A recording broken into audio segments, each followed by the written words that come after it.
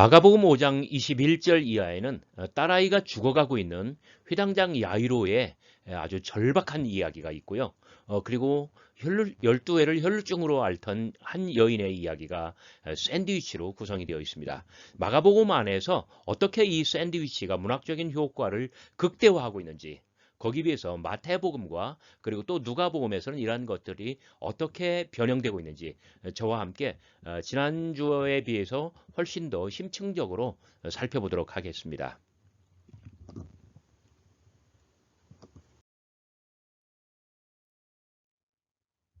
전체 샌드위치에서 야이로의 이야기, 그리고 혈루증 여인의 이야기는 5장 21절부터 43절까지 마가복음 기준으로 보면 굉장히 긴 이야기예요. 그런데 크게 세 개의 문단으로 구성이 되어 있습니다. 첫 번째는 야이로가 다가와서 절박한 사정을 이야기하는 야이로의 간청. 그 다음에 야이로의 집으로 가고 있는 도중에 혈루증 여인이 나타나서 이렇게 시간을 보내잖아요. 혈루증 여인의 개입. 그리고 마지막 세 번째 문단이 뭐냐면은 그 사이에 야이로의 딸이 죽었잖아요. 야이로의 믿음, 야이로의 인내심이 테스트를 받고 있는 거예요. 그래서 어떤 야이로가 시험을 받고 있다. 야이로가 새로운 믿음을 어떤 필요로 한다. 네, 그런 세 번째 문단이 바로 그것입니다. 자, 첫 번째 문단을 마가복음 기준으로 먼저 보고 마태복음과 누가복음에서 어떻게 달라지는지 조금 심층적으로 살펴보겠습니다. 마가복음 5장 22절 회당장 중에 하나인 야이루라 하는 이가 와서 예수를 보고 발 아래 엎드려 간곡히 구하여 이르되 내 어린 딸이 죽게 되었사오니 오셔서 그 위에 손을 얹으사 그로 구원을 받아 살게 하소서 하거늘 이에 그와 함께 가실 때 큰 무리가 따라가며 여러분 제가 조금 오버했나요? 야이루의 마음이 그랬을 거예요. 자, 그 마태복음은 18절 앞부분 조금 생략하고 읽으면요. 보라 한 관리가 와서 절하며 이르되 여기 한 관리가 와서 근데 그 앞에 보라라는 말이 있잖아요. 이두 영어로는 behold 마태는 이렇게 어떤 중요한 사람을 등장시킬 때 언제나 보라 이 말을 집어넣어요. 그 마태복음에는 이 이두 보라라는 말이 64회나 반복되는데요. 그런데 우리말 성경에서는요 한 22번만 남겨놨고 이 40 몇 번이 다 탈락이 됐어요. 여기서도 마찬가지예요. 근데 원어에는 분명히 있습니다. 그러니까 여러분 한번 무대를 한번 생각해 봐요. 자, 왼쪽 사이드에서 보이지 않는 문으로 무대 위에 한 등장인물이 지금 무대 한가운데로 걸어오고 있는데 그때 각광을 아주 이 스포트라이트를 쫙 아주 세밀하게 비춰주는 것. 그래서 모든 관객들로 하여금 그 등장인물을 바라보게 하는 것. 일종의 그런 시각적인 효과입니다. 보라. 한 관리가 와서 그러니까 야이로라가 하는 어떤 회당장 중에 하나인 야이로라고 하는 사람이 한 관리로 변했네요. 예, 자, 관리로 변했다. 이 관리라고 할 때는 이방인일 수도 있다는 거예요.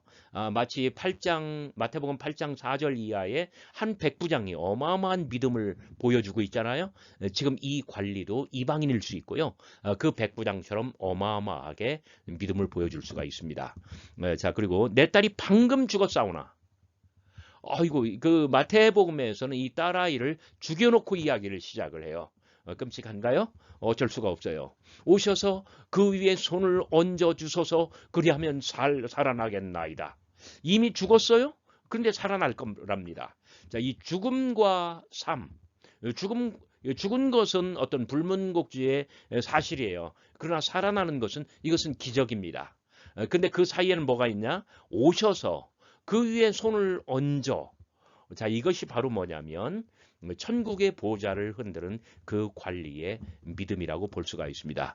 그래서 마가복음에서는 이제 이후로 계속 가면서 어마어마한 이 샌드위치의 극적 효과가 있을 것인데 그런데 마태복음에서는 이 관리, 어쩌면 이방인일 수도 있는 이 관리의 믿음이 얼마나 큰가를 보여주는 것입니다. 자, 그런데 마가복음에서는 함께 가실새 큰 무리가 따라갔다. 이 큰 무리는요.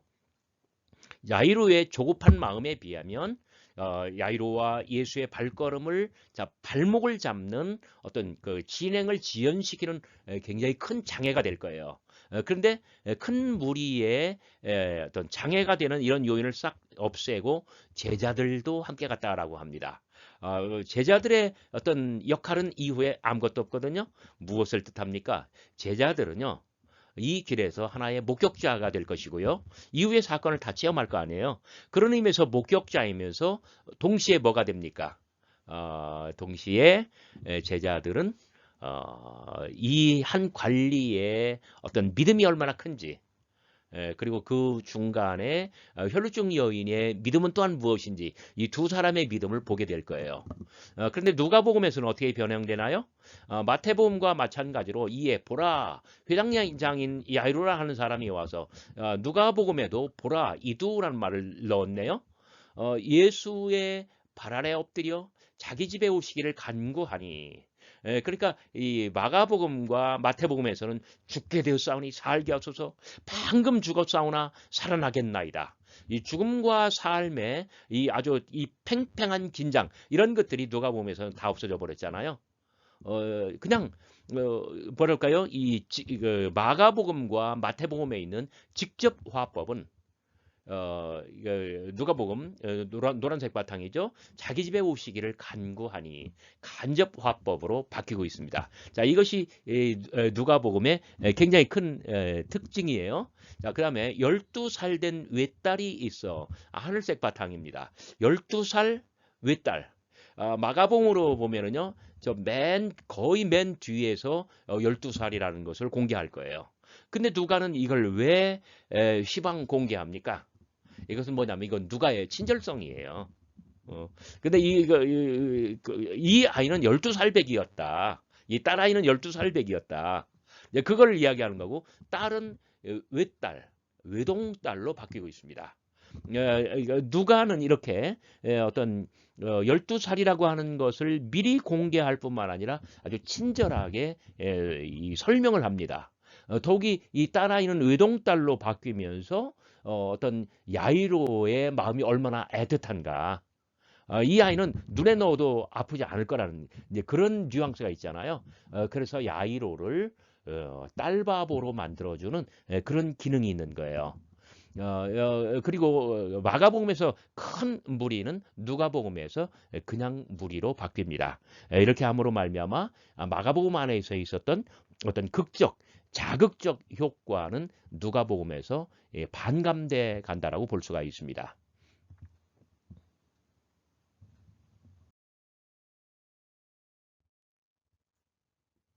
자, 두 번째 문단, 혈루증 여인이 개입하는 이야기입니다. 마가복음의 가장 긴 본문이에요.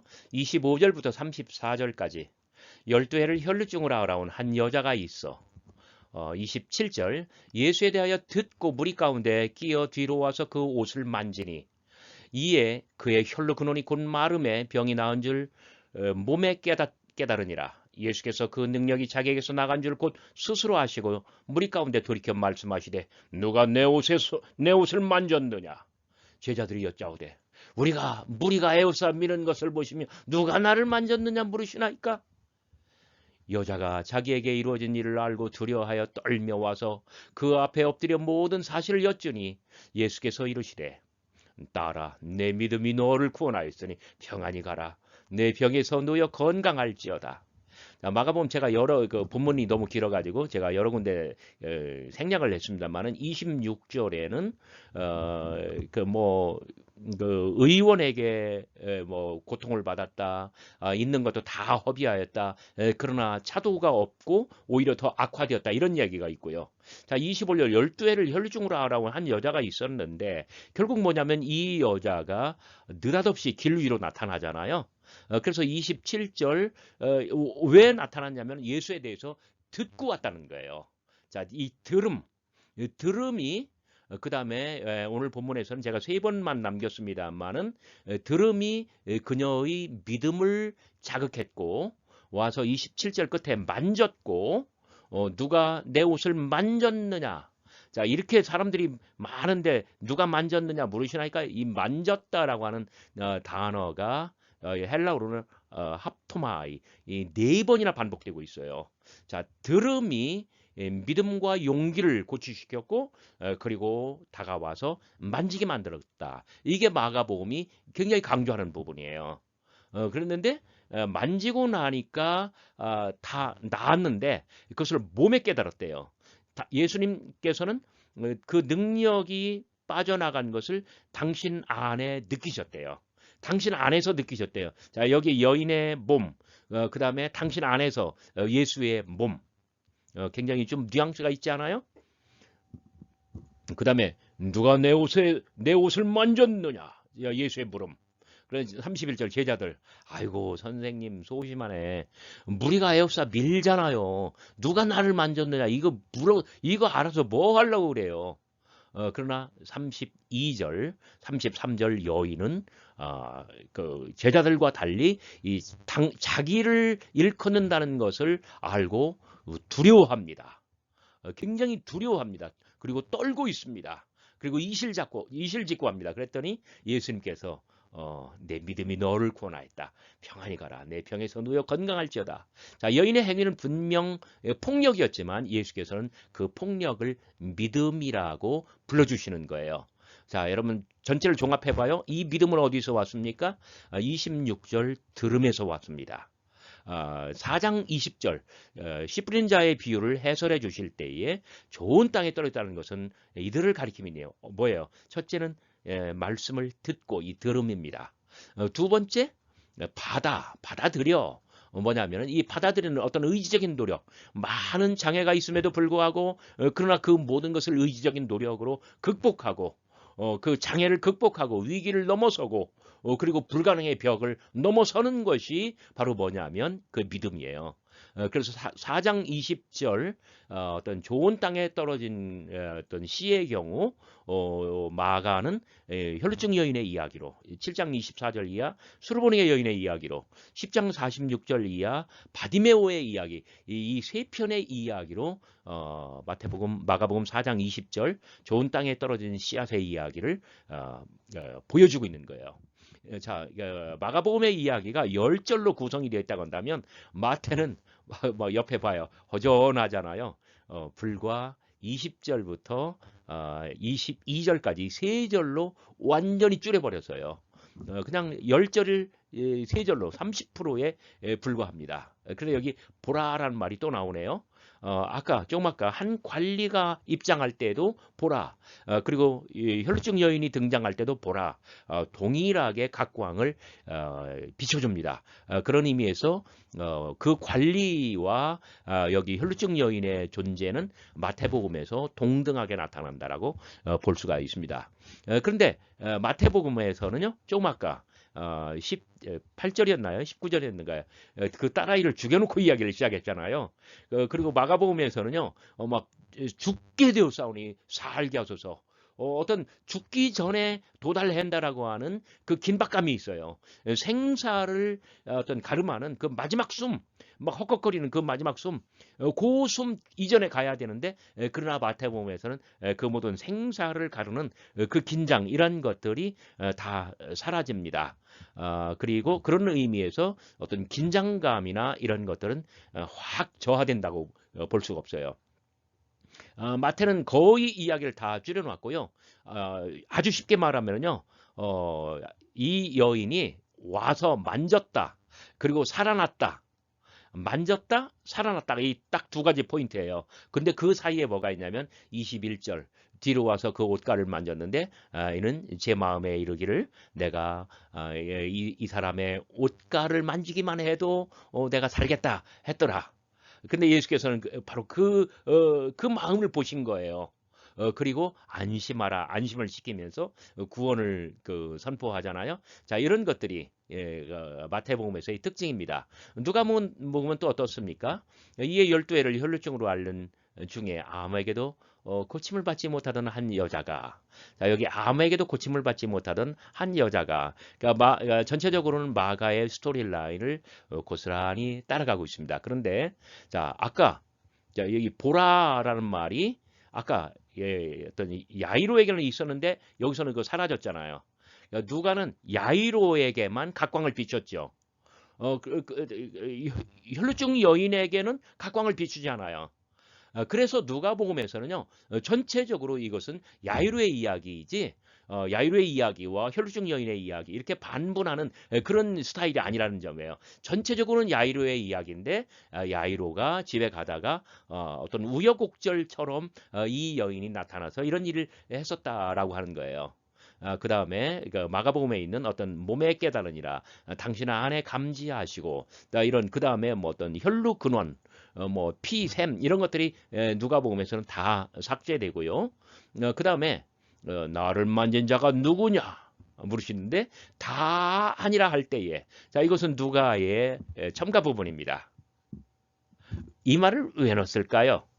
그 다음에 제자들이 선생님 소심하시네. 물이 가요사 밀잖아요. 누가 만진든 이거 알아서 뭐 하려고 그래요. 자, 이게 마가복음의 이야기예요.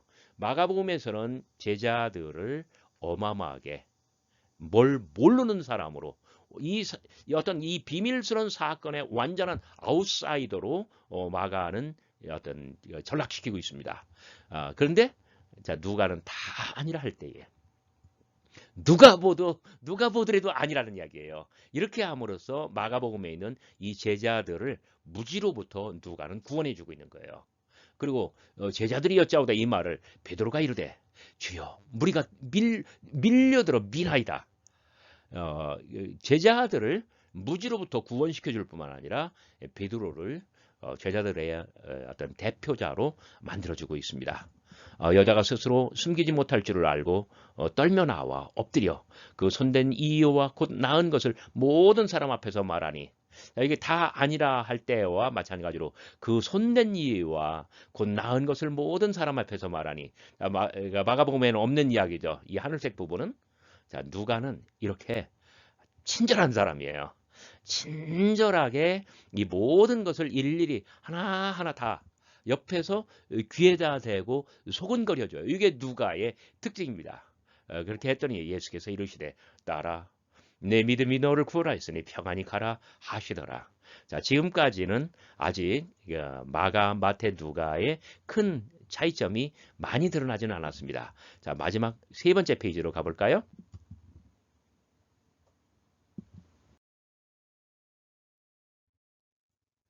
자, 마지막 문단 야이로의 시험과 믿음에 관한 이야기입니다. 자, 마가복음 본문에서는 같이 볼까요?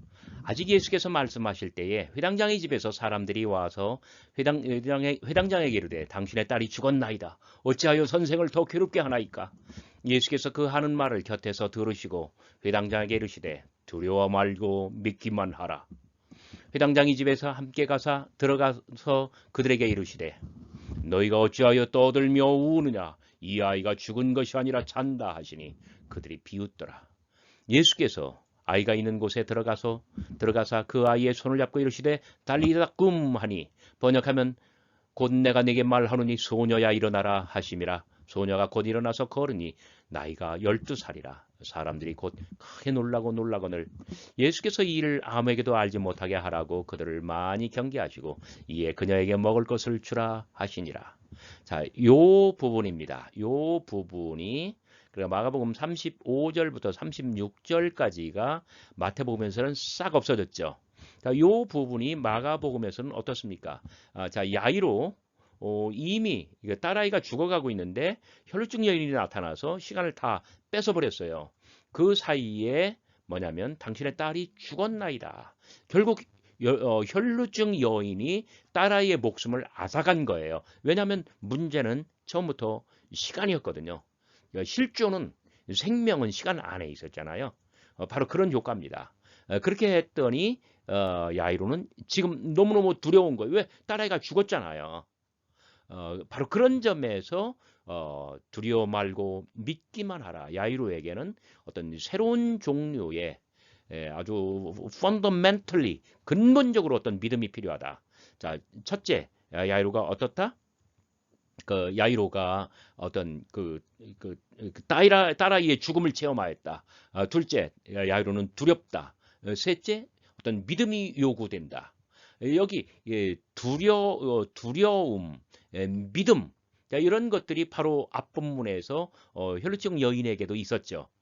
자기의 어떤 진상이 다 알려졌을 때 두려웠고요. 그런데 그 행위를 가리켜서 예수님께서는 믿음이라고 했죠. 근데 여기에서도 야이로도 두려워하고 또 믿음이 요구돼요. 그러니까 여인이 가지고 있었던 두려움과 지금 야이로의 두려움은 다른 두려움이에요. 여인의 두려움은 자기의 죄상이 낱낱이 알려졌을 때 그때의 두려움. 그 야이로의 두려움은 뭐예요? 죽음의 실체가 딸아이의 생명을 완전히 삼켰을 때 그때의 어떤 극단의 좌절과 두려움. 여인에게 믿음이란 뭐였어요? 행동하는 용기였어요. 지금 야이로에게 요구되는 믿음은 뭐예요?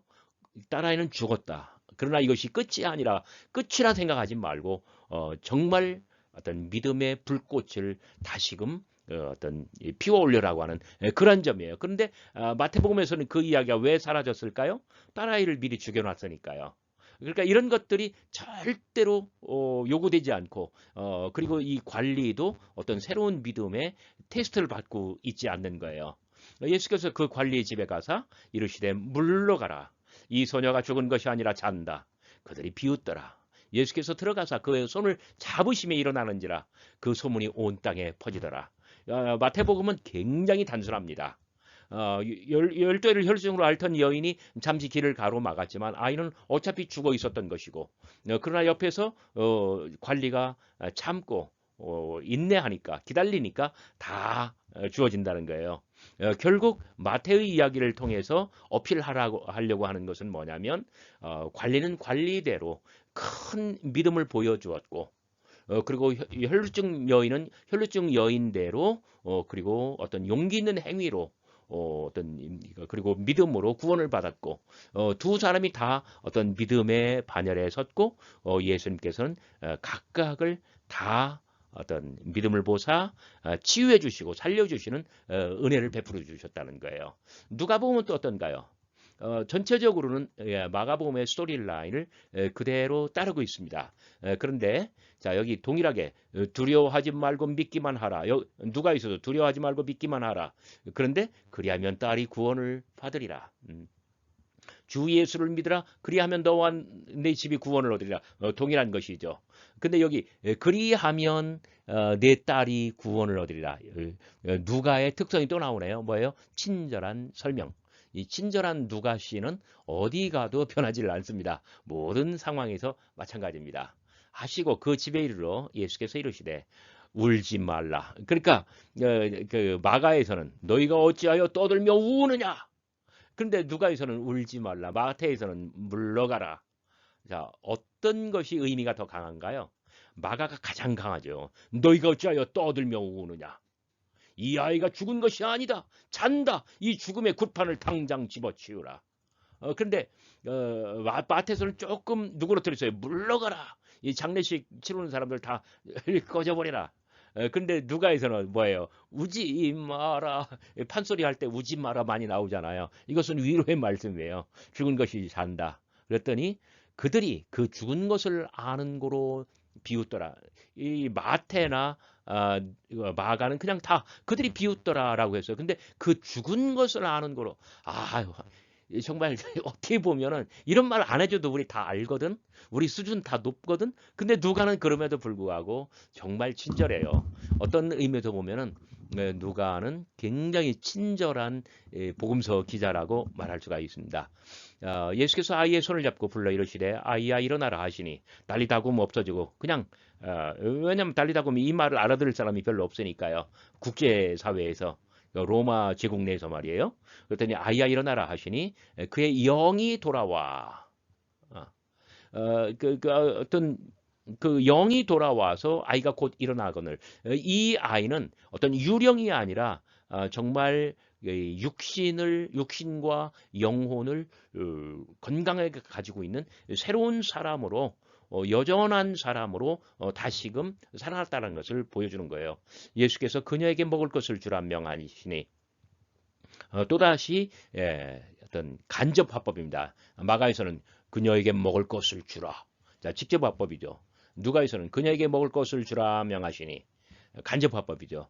그 부모가 놀라는지라 예수께서 경고하사 이를 아무에게도 말하지 말라. 그러니까 이 마태복음에서는 여기 37절 베드로, 야고보, 요한만 데리고 그 집으로 들어갔다. 다른 사람 못 보게 해요. 그리고 이 사람들만 데리고 40절 아이 있는 곳에 들어가요. 그러니까 이 부모와 베드로, 야고보, 요한만 이 사실을 알게 돼요. 그리고 마지막에는 이 일을 아무에게도 알지 못하게 하라고 많이 경계했어요. 이게 그 유명한 마가복음에 있는 어떤 그 메시아 비밀이에요. 근데 마태는 그 소문이 온 땅에 퍼지더라라고 해서 예수의 명성이 극대화됐다라고 하고요. 따라서 바리새인들의 방해와 바리새인들의 어떤 그 저항도 이제 막 더 커질 거예요. 거기에 비해서 누가복음에서는 전체적으로 누그러뜨리면서 메시아 비밀의 요소가 어떤 흔적을 남겼지만은 그러나 아주 많이 약화되고 있습니다. 어, 마가복음에서는요, 어떤 전체적으로 굉장히 그 뭐랄까요, 이 샌드위치의 효과가 심오해지는데 첫째는 이 12살의 이야기를 제가 조금만 더 할게요. 그 전에 어떤 resurrection time, 부활 유형을 말씀드릴게요. 자, 달리다 굼 무슨 뜻이에요? 일어나라. 그랬더니 곧 일어났다. 그래서 이것을 여기 에게이로라고 하는 단어를 사용합니다. 어떤 일어나라, rise up. 근데 원시 기독교 초대교회 공동체에서 예수 그리스도의 부활을 일컫는 모든 용어가 바로 그거예요. 우리말로는 뭐 다시 살아나사라고 번역을 했습니다만은 to be raised, 일으킴을 받으사. 바로 그런 점에서 소녀야 일어나라.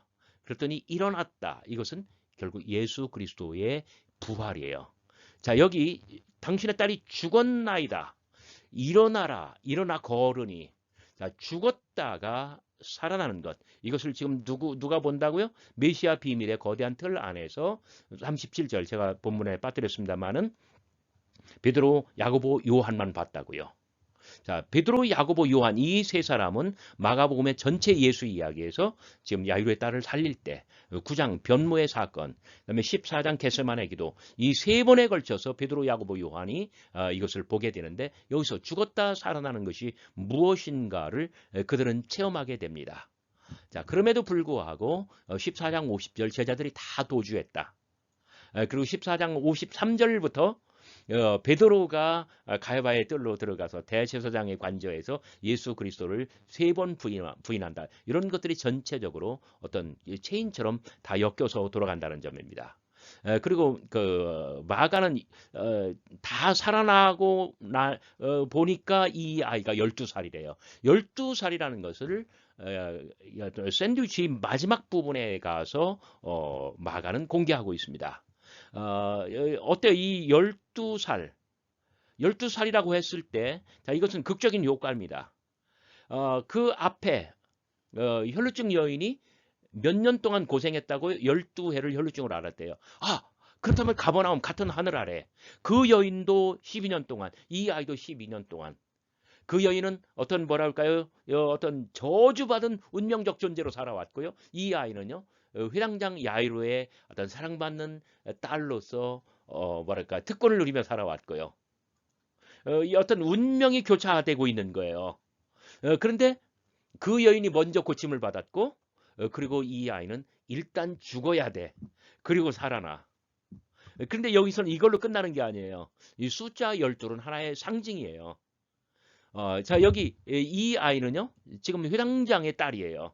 이것은 옛 이스라엘, 올드 이스라엘을 대표합니다. 그런데 아까 그 혈루증 여인은요. 12해를 혈루증을 알아왔다잖아요. 이스라엘에 버림받은 사람이었어요. 그런데 따라 가라.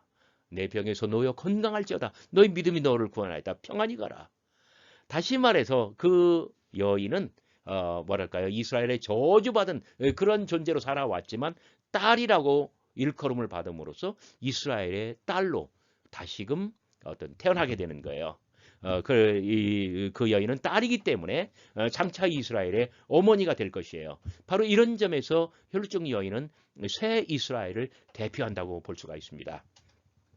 마가가 어떤 이 아이의 나이를 지금 공개하는 이유는 아주 대단한 어떤 문학적 효과를 거두고 있는 거예요. 마지막 효과는 무엇일까요? 자, 12살이면 성년식의 나이고, 그리고 처음으로 어떤 월경이 나타나는 그때예요. 그러니까 이 아이는 어떤 아이에서 여인으로 들어가는 경계에서 죽었다가 살아난다는 점이에요. 그리고 그 여인은 첫 번째 초경의 나이부터 12년 동안 그렇게 어떤 저주받은 채로 살아오다가 이제 어떤 제대로 된 사람이 됐다는 거고요. 바로 그런 점에서 이것은 태의 소생. 이 아이는 이 아이대로, 그 여인은 그 여인대로 어떤 그 태가 살고, 그래서 이제 이스라엘을 잉태할 수 있는 바로 그러한 존재로 회복된다는 이러한 굉장한 그 효과가 있습니다. 그런데 이런 모든 것을 마지막에 공개함으로써 극적인 효과를 누리게 하는데요.